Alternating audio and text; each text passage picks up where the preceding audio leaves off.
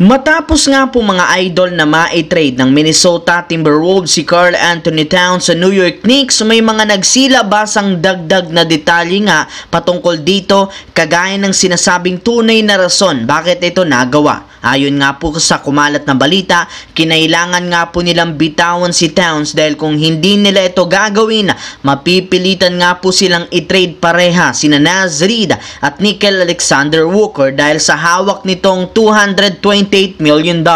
Yes mga idol, hindi nga po nila afford na panatilihin si Towns kaya napilitan nga silang tanggal nito kahit hindi ito ikagugusto ng kanilang mga players kagaya ni Anthony Edwards. Ayon nga po sa kumalat na balita, dismayado nga po si Edwards simula nang malaman niyang hindi niya na makakasama pa ang kanyang superstar teammate. Sa katunayan, agad nga po niya itong tinawagan at kinausap matapos lamang lumabas ang trade. Medyo dinamdam nga po ni Ant-Man ang pagkawala ng kanyang kakampi since matagal nga silang nagkasama.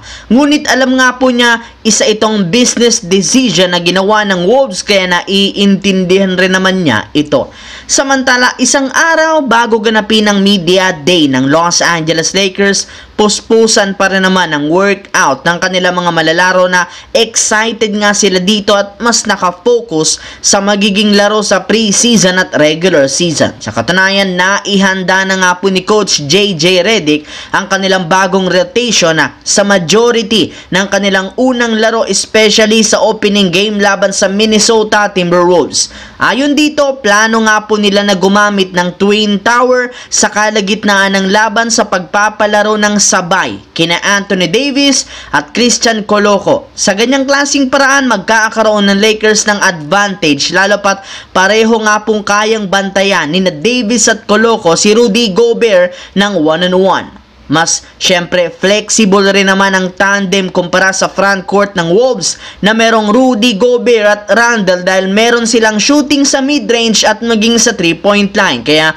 magagamit nga nila ito upang makalamang at makakuha ng panalo sa kanilang first game. Sa kabilang banda, kinumpirma nga po ng Los Angeles Clippers na sumailalim si Kawhi Leonard sa isang procedure upang ayusin ang injury sa kanyang tuhod. At dahil dito, magiging limitado nga po ang ipapagawa sa kanya. Sa katunayan, hanggang sa pagpapalakas lamang nga po ng kanyang tuhod ang gagawin nito simula sa kanilang training camp. Ibig sabihin, hindi nga po siya makakasama sa gagawing 5-on-5 practice na siyang magiging rason para hindi siya makapaglaro sa umpisa ng regular season. Meaning, out na naman muli si Kawhi Leonard sa lineup ng Clippers. At kasabay na nga po na dito sa hindi niya paglalaro, may isang ESPN analyst nga po ang nagsuggest kay Kawhi na magretiro na lamang dahil hindi rin naman siya makakapaglaro ng buong season ng healthy. Bagamat parati siyang gumagamit ng load management, parati rin naman nga itong nadadali sa injury. Kaya sa kanyang kalagayan ngayon na hindi niya kayang magbuhat ng team,